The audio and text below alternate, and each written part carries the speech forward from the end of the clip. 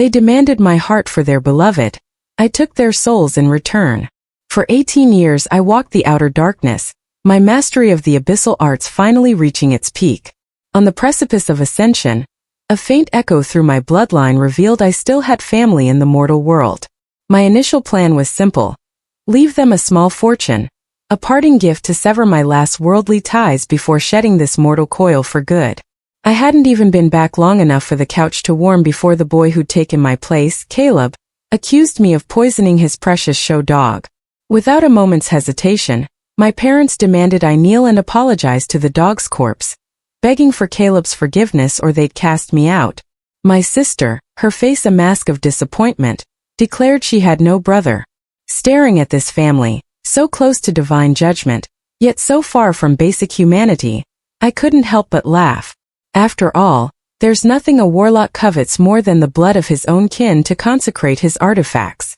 In the grand room of the Northwood estate, my father, Ethan, stared at me, his eyes bulging with rage. I know you grew up in the sticks, that you're not used to how things work here, but Caleb's dog was a prize-winning purebred, perfectly cared for. How could you just mistake it for some stray and kick it to death? Oh, Ethan, my mother dabbed at non-existent tears. You may be my own flesh and blood, but Caleb has been a joy to me, a son in my heart for 18 years. How could a mother choose? Just hang your head, say you're sorry, and we can still be a family. A happy, peaceful family. Isn't that what you want? Ethan, my sister Chloe spat, her voice dripping venom. You're just jealous of Caleb. I don't want you as my brother. My father and sister glared. My mother continued her display of dabbing her eyes, and Caleb cradled the lifeless dog, staring into the distance with the 1,000-yard gaze of a man who just lost his entire world. Watching this charade, my expression hardened. For as long as I could remember, I had been alone. The path I walked was brutal. On countless nights, while mending my own broken body, I'd envied the disciples of the ordered paths, those who could rely on the support of their families and clans. Now, on the verge of my own ascension, I had followed the call of my blood to this estate in Northwood, hoping to experience for once the warmth of family I'd only ever imagined. And for what? I kick one rabid dog that was about to attack a groundskeeper, and my supposed family turns on me without a second thought. I remembered the cloying sweetness of their welcome when I first arrived bearing gifts. Not even half a day had passed, and their masks were already off. This was my family. I sighed. Has it occurred to any of you that the dog was rabid? It was foaming at the mouth, trying to bite anything that moved. You have a vet on retainer. Why not call him and have him examine the body? Hearing this, Caleb, still clutching the dog, flinched. He quickly found his voice, a tearful wail. No, that's impossible. Apollo has a full checkup every year with the best veterinarian in the state. He couldn't possibly have rabies. Exactly. Chloe shot me a look of pure disgust. Ethan, stop making up such pathetic excuses. Every single animal on this estate gets regular medical care. They're not like the mangy strays you're used to in the backwoods. All you're doing is proving that you're not just cruel, but stupid too. My mother chimed in again. He's right, Ethan. Paula wasn't just a pet. He was a member of this family. No matter the reason, what you did was just too much. Just apologize. Apologize. My father roared. Look at him. That arrogant smirk. He doesn't have an ounce of remorse. Ethan, you'll get on your knees and bow your head to Apollo's body 3 times. If you don't, you can forget I ever considered you my son. Watching this theater of the absurd, a sense of release washed over me and I smiled. The poison used on the dog was amateurish, a novice's work. I, a master of the shadow arts, saw it instantly. Even my father, with his limited power, would have noticed the truth with a simple examination. But they refused to look. This whole spectacle wasn't about a dog. It was about me, the real son who'd shown up and threatened their comfortable little lie. If you didn't want me here, you could have just said so. Why bother with such a shoddy performance? I shook my head and walked over to a wall adorned with collected art. Sitting on a pedestal was a piece of ancient carved jade, a potent high-tier artifact I had brought as a welcoming gift. To me, a being half a step into divinity, such artifacts were little more than trinkets. But for a family like the Van Cess, it was an object of immense value, a king's ransom. My original plan, had they shown me even an ounce of genuine warmth, was to leave them so much more. Not just artifacts but relics of true power, even a piece of my own lore. Such things could have elevated their family from a minor house of adepts to a major power, rivaling even the great clans. But now I was glad I hadn't offered them anything truly valuable. I might never have seen their true nature otherwise. I picked up the jade artifact. A family like you, I said, waving a casual goodbye to the brain-dead relatives I was saddled with, isn't one I'm keen on claiming. As of this moment, I, Ethan Blackwood, have nothing more to do with the House of Vance. My father's face purpled with rage. Ethan, you dare walk out on me? Chloe shrieked. I never wanted you for a brother in the first place, you murderer. You killed our dog and think you can just leave. My mother's eyes darted nervously, but her focus was locked on the jade in my hand. Wait, she pleaded. I'm sure Ethan didn't mean it. He can leave the artifact here as an apology for what happened to Apollo. And as for Caleb, she continued, turning her gaze to him, I'm sure if you give him a superior artifact, he'll find it in his heart to forgive you. Caleb, the usurper, scrambled to his feet and lunged for my arm. Ethan, I'm really not mad at you. Get away from me. I snarled. The sight of this soft, weeping boy, feigning a damsel's weakness, made my skin crawl. I stepped back sharply. He immediately lost his balance, tumbling to the floor with a theatrical flourish and spitting up a mouthful of blood. Caleb, brother, what's wrong? My mother and Chloe rushed to his side, helping him up. Leaning on them, Caleb managed a tragic smile. Father, mother, Chloe, I didn't want to tell you. My heart condition, it's been getting worse. The doctors say I might only have a few months left. I don't want to leave. I wanted to spend my last moments with you. I never thought Ethan would hate me so much. This is how it is, I should just go. No, Caleb. You will always be my son. My mother howled. I won't let you die, big brother. Chloe clung to him, sobbing. Wow, he's even got the tragic dying hero act down perfectly. I almost broke out laughing at the saccharine family drama unfolding before me. But then the laughter died in my throat. Ethan. My father's voice was low, heavy with grief. Are you just going to stand there and watch? Can't you see Caleb is dying? Is this how you react? Do you have any idea why his heart is acting up now? It's because of it. The black sheep showing up out of nowhere, upsetting him, making him sick with worry. Yes, it's all Ethan's fault. Chloe sobbed into Caleb's chest. It's just a bad heart. I know a specialist, a master healer from the Lazarus Institute. All they have to do is give Caleb Ethan's heart and he'll be fine. It was meant to be a hysterical throwaway line, but as she said it, I saw a strange, hungry light kindle in the eyes of my parents. My father's voice was a cold command. That's right, a transplant. Ethan, you spent 18 years out in the world seeing everything it has to offer. Caleb has lived a life of luxury, but his illness has kept him trapped here, a prisoner in his own home.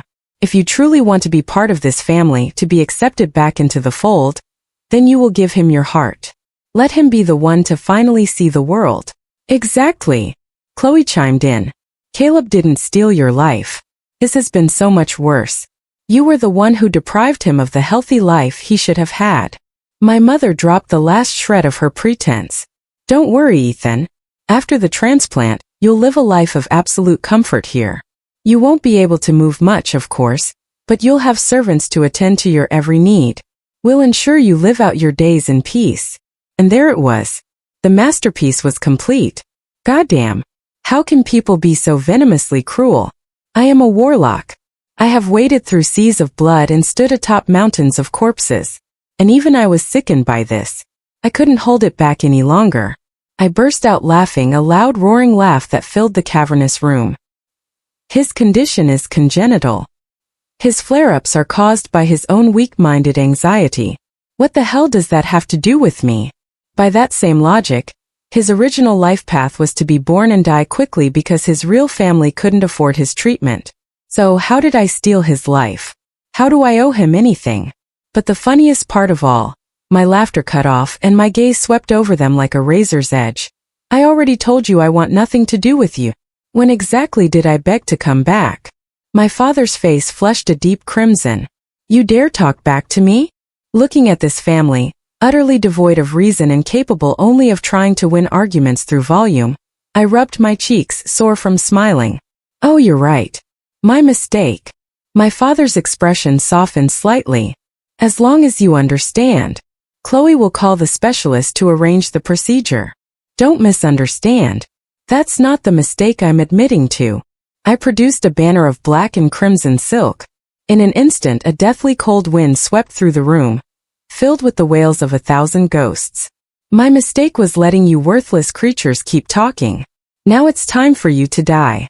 Among practitioners of the abyssal arts, it is common knowledge that consecrating one's primary artifact with the blood of kin will grant it an unimaginable surge in power. Though I walk the shadow path, I have always held to a single principle. My soul banner is fed only by the blood of those who deserve to die.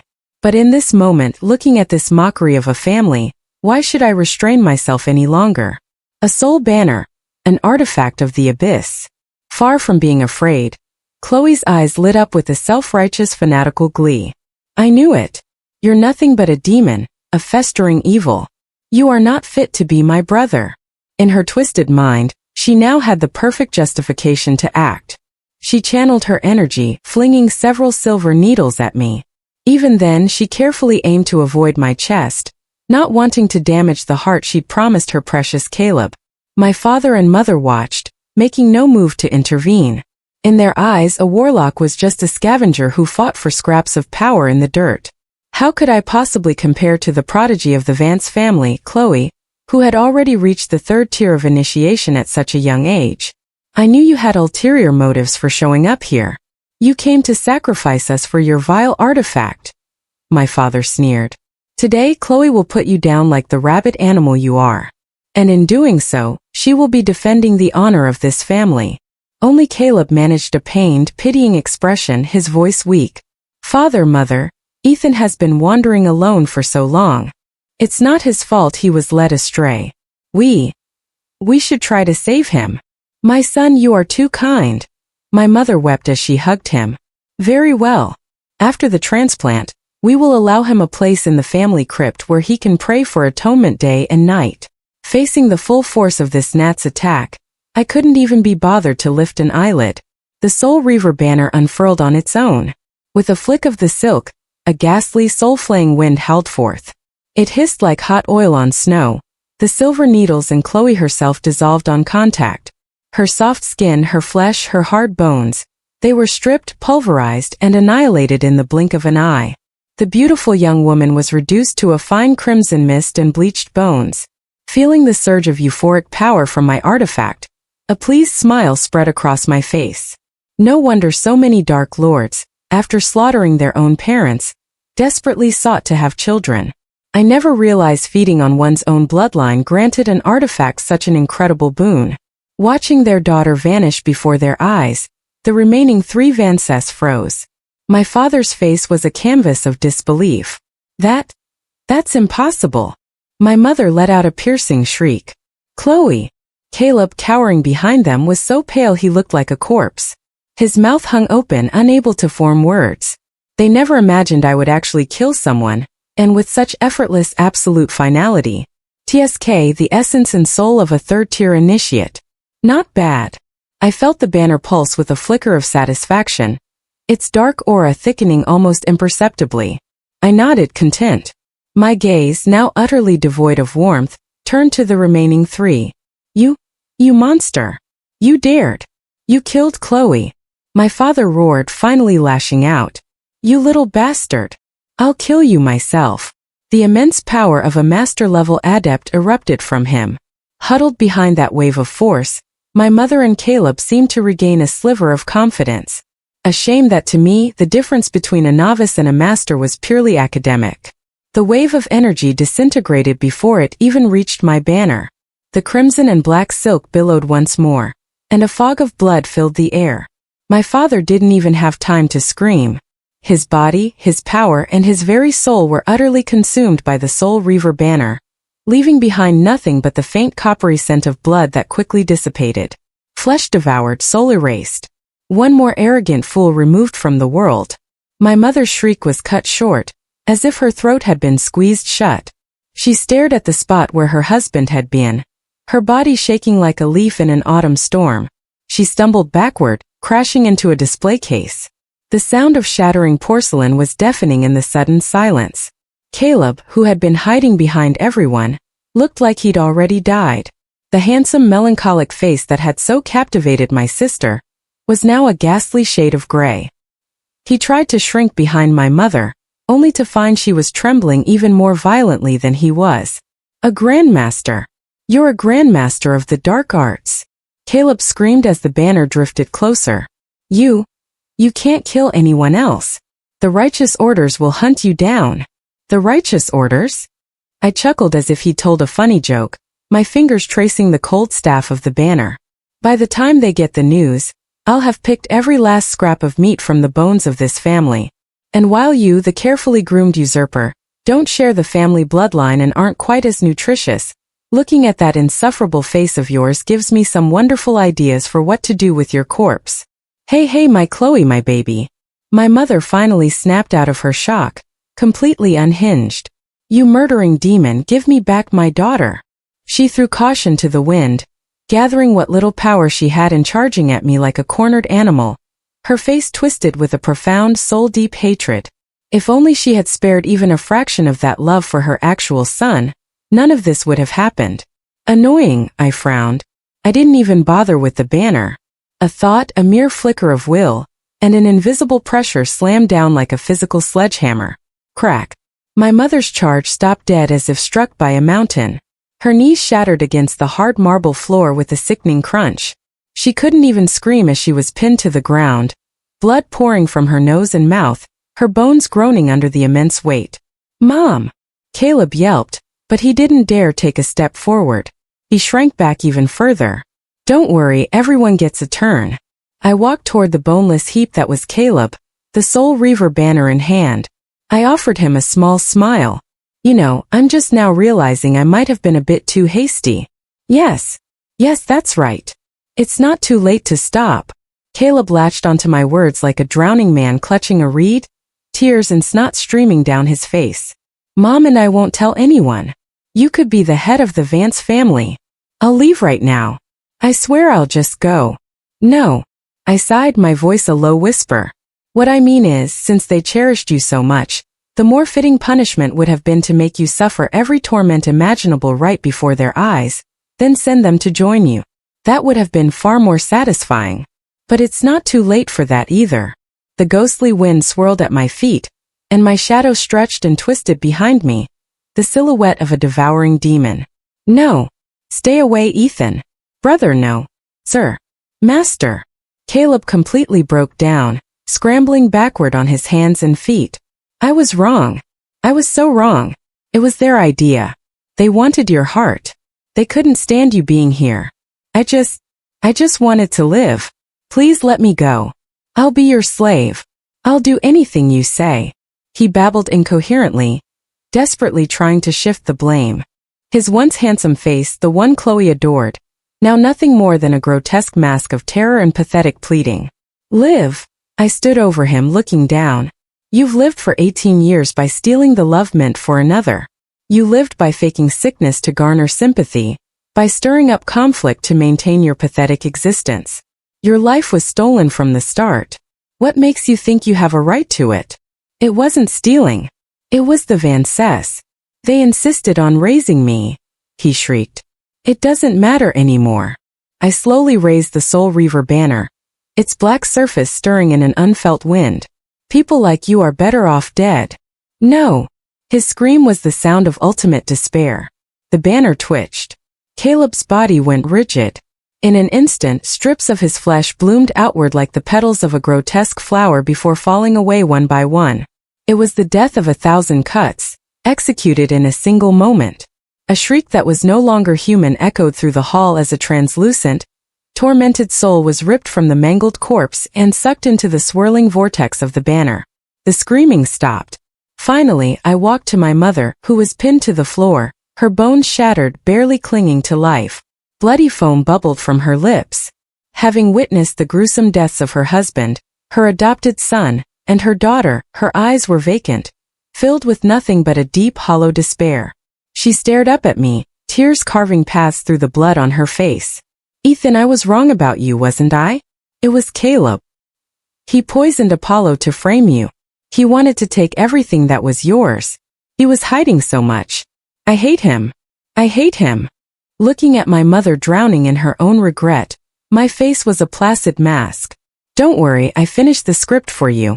If I hadn't acted so quickly, you all would have been tricked into taking my heart. Tricked into leaving me for dead in the family crypt.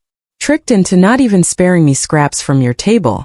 Then one dark night, you would have discovered my starved corpse in a cold coffin. Only then would you have realized the truth. The pain, the regret. It would have been unbearable. You would have wanted to tear Caleb apart with your bare hands. But it would have been too late. You would have been left to suffer in endless remorse for the rest of your miserable lives. Ah, what a tragic, moving story that would have been. I waved my hand in disgust. Unfortunately, that process is messy, disgusting, and I have no interest in playing a part in your drama. It's better to fast forward directly to the remorse part. The Soul Reaver banner swept over her. There was no scream, only a sickening wet sound of countless tiny mouths feeding. A few seconds later the banner lifted, leaving behind a shriveled, pale husk of skin draped over broken bones. The unholy wind in the great room finally settled. As I furled the banner, I felt a deep sense of clarity. Not only had the artifact itself taken another step toward becoming a divine relic, but my own spirit had achieved a breakthrough. No wonder even the so-called righteous masters praise the path of apathy. There's really something to it. Damn. Come to think of it, the shadow path has blood sacrifice, and the righteous path has emotional severance. Two express trains to absolute power, and I missed both of them. And I still managed to reach the cusp of apotheosis at my age. I truly am a genius. The moment I contained the banner's aura, I sensed the estate had been surrounded. No doubt a pack of righteous adepts drawn by the demonic energy. A few years ago I might have made myself scarce. But now, only a half step from true divinity, who in this mortal realm could possibly stand against me? I sat down in the master's high-back chair and snapped my fingers. Every door in the mansion swung open simultaneously. Who dares disturb my meditation? The moment the doors opened, the residual aura of death and shadow poured out like a tidal wave. The adepts outside were thrown into chaos, crying out in alarm. This warlock's power is immense. He must be a grandmaster of the old guard. One of them panicked, but another sounded excited. Normally, we'd be no match for him, but today we have a VIP from the Sterling Dominion in the south. The Sterlings have a true archon leading their house. This demon wouldn't dare act so brazenly in front of them. Oh, the Sterlings from the south. I raised an eyebrow. They did carry significant weight down there. Before I'd broken through to the higher echelons of power and moved on, I'd had a few run-ins with their family. What are they doing here? The Sterling Dominion is here on official business with the Vance family. A powerful voice laced with arrogance boomed over the crowd. Years ago, the father of our own Isabella Sterling fell on hard times in the north and was aided by the Vances. A marriage contract was drawn. However, the Vance heir, Caleb, is afflicted with a mortal illness and cannot walk the path of power. Immortals and mortals cannot be bound. The contract is untenable. Therefore, I have come today with a vial of primeval elixir as an apology to formally request that the Vance family dissolve this engagement. As he spoke, a procession descended from the sky, parting the crowd. They walked boldly through the main gate. The leader was a proud, stern-faced old man whose power was near the peak of a grandmaster. He was clearly an elder sent to protect someone important. Behind him, a sedan chair was carried by several master-level adepts, a clear sign of the occupant's high status. The onlookers who had gathered to watch the spectacle gasped. Such a grand entrance, and all just for breaking an engagement. Primeval elixir. That treasure that can heal almost any wound. With that, the Vance boy's illness could probably be cured. A pity, looks like Caleb Vance won't live long enough to enjoy it. Indeed, now that Caleb is dead, if they kill this warlock, they'll have repaid their debt of gratitude and get to keep the elixir. Win-win. Hold on. Why should it go to Caleb? He was an imposter who stole 18 years of privileged life. Was he going to steal the man's fiancée and his cure too? Why are you defending a demon? I'm ashamed to be standing near you. At that last comment, the sedan chair trembled, the curtain was drawn back, and a young woman in a flowing yellow gown emerged. She surveyed the carnage at the entrance and the lingering chill in the air. A flicker of profound grief and sharp hatred crossed her face before she expertly suppressed it.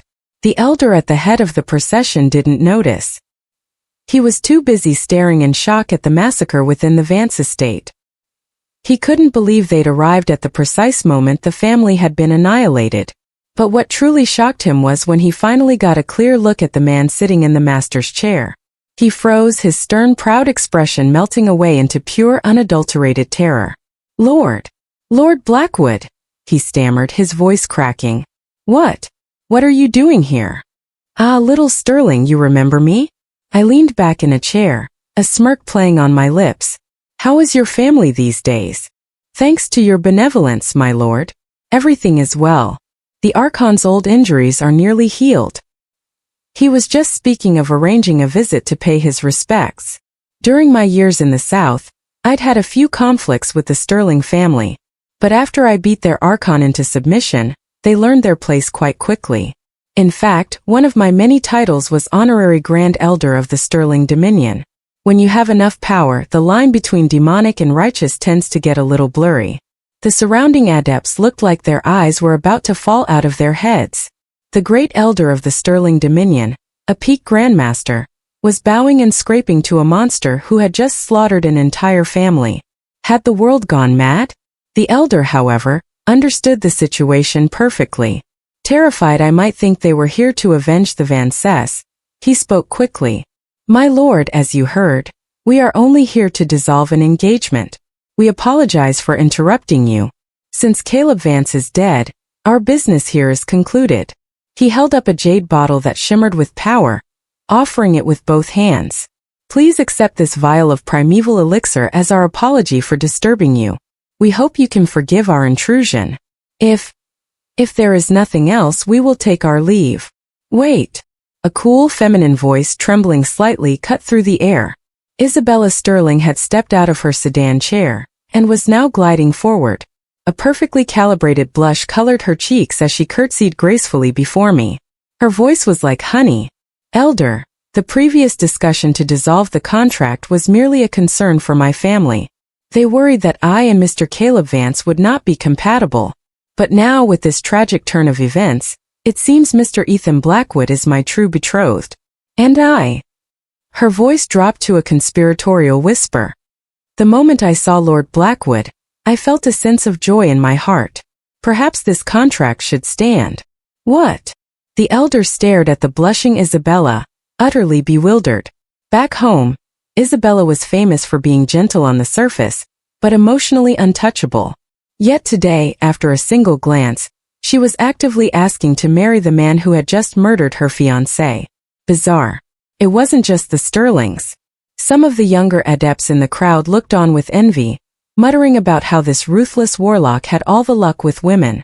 The elder's mind raced. If Isabella could truly forge an alliance with this prodigiously powerful man, it would be a heavenly opportunity for the Sterling Dominion. He swallowed his doubts and looked at me hesitantly. My lord, what do you think? Isabella, you felt joy in your heart at the sight of me? I sneered. With a flick of my finger, an invisible force latched onto the storage ring on Isabella's finger. With a faint crackle of warped space, a jade pendant engraved with the name Caleb fell from within, clattering on the cold marble floor. The blush on Isabella's face vanished, replaced by a deathly pallor. That, she gasped, a flash of panic in her eyes. She instinctively started to bend down to pick it up, then froze, realizing how it would look. Her hesitation only made her guilt more obvious. Caleb's keepsake. You hide it well. My voice turned cold, dripping with sarcasm. I imagine the joy you felt was the joyous opportunity to get close to me, so you could avenge your darling Caleb by taking my life. Correct. No, that's not it. Isabella denied it instantly, her eyes filling with tears, a picture of wounded innocence. That's just a token from the engagement. I can throw it away. Enough. There's no need to lie. For a novice like you, your thoughts are as loud to me as your spoken words. I scanned her memories, narrating her pathetic little story for all to hear. You fell for Caleb Vance when you were just a child. You came here today not to humiliate him, but because a young master from a great house in the Corps has taken an interest in you, and you didn't want your engagement to Caleb to put him in danger. So you came to end it. Not only that, but you used the promise of your marriage to the Corps master as leverage to acquire this primeval elixir for Caleb. You were hoping he could finally begin his own path to power, become strong, and one day come to the Corps to rescue you from your political marriage. When you saw that I had killed him, you were heartbroken. But you knew the Sterlings were no match for me. So you decided to marry me instead, hoping to manipulate that suitor from the Corps into fighting me on your behalf. A gentle flower on the outside, a venomous snake on the inside.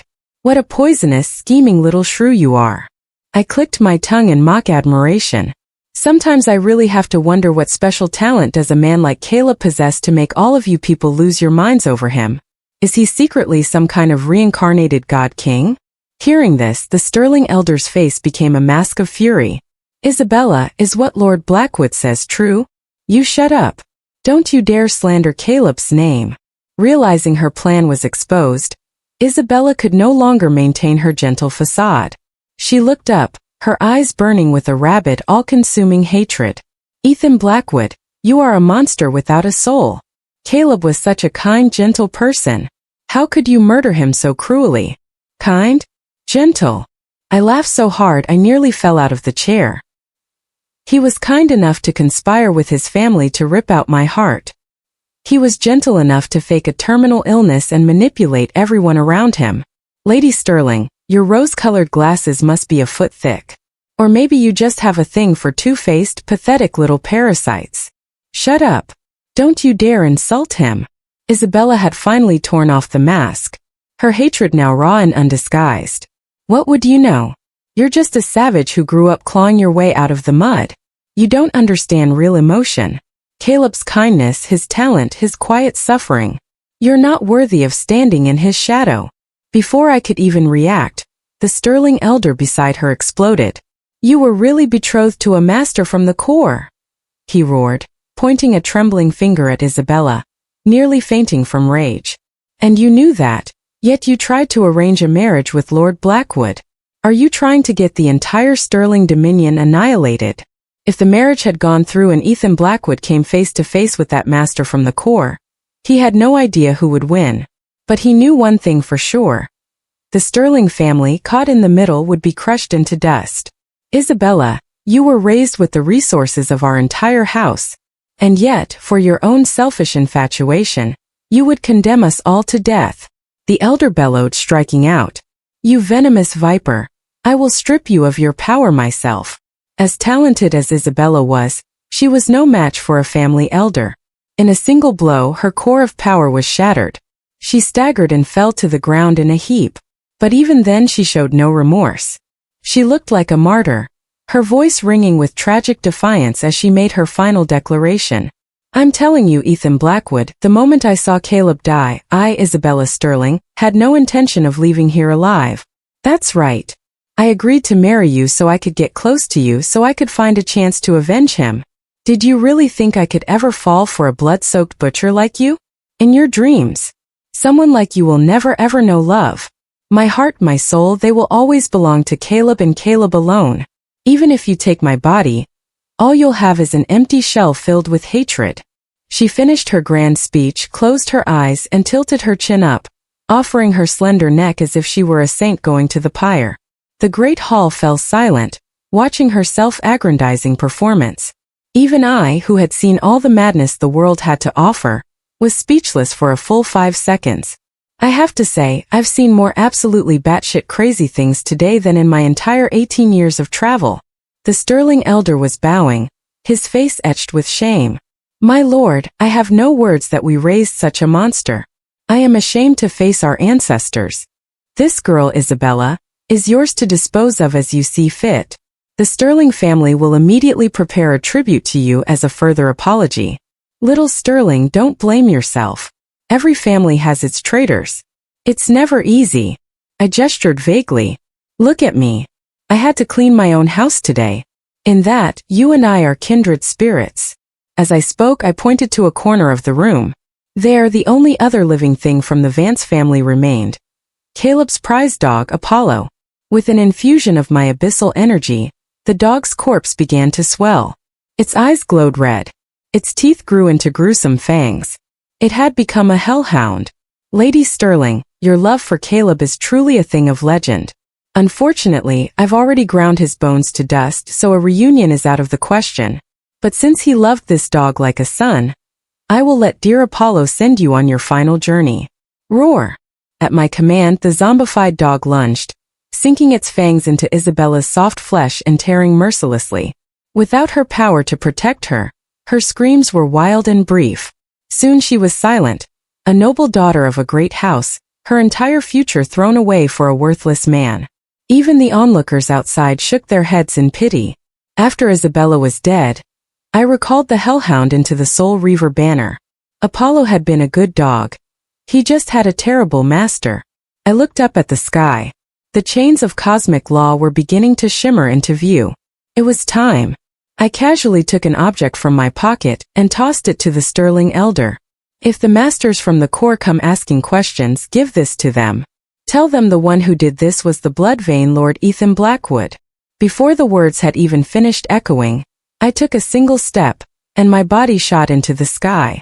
Without any artifact, using nothing but the sheer force of my physical being, I tore through the unbreakable chains of cosmic order. Boom! A deafening thunderclap shook the heavens and the earth. A brilliant pillar of light, connecting the world to the cosmos, engulfed me. Within the light, celestial music swelled, and auspicious energy swirled. Watched by countless eyes, filled with shock, terror, confusion, and awe, my form grew indistinct within the transcendent light, becoming impossibly vast until I finally vanished as a streak of eternal energy through the gates of the highest realm. The passage to divinity slowly closed. In the mortal world, nothing remained but the lingering echoes of absolute power and abyssal cold. An aura that would not fade for a long, long time. Before the ruins of the Vance estate, the silence stretched on. Finally, one of the adepts, as if waking from a dream, pointed a trembling finger at the sky, his voice warped by utter shock. That was ascension. That was the legendary ascension to the immortal realm. The Blood-Vein Lord. No! Another cried out, his voice choked with emotion. He fell to his knees, prostrating himself on the ground, his voice filled with a delirious fanatical reverence. It is the Celestial Vein Ascendant. The Celestial Vein Ascendant has achieved true divinity.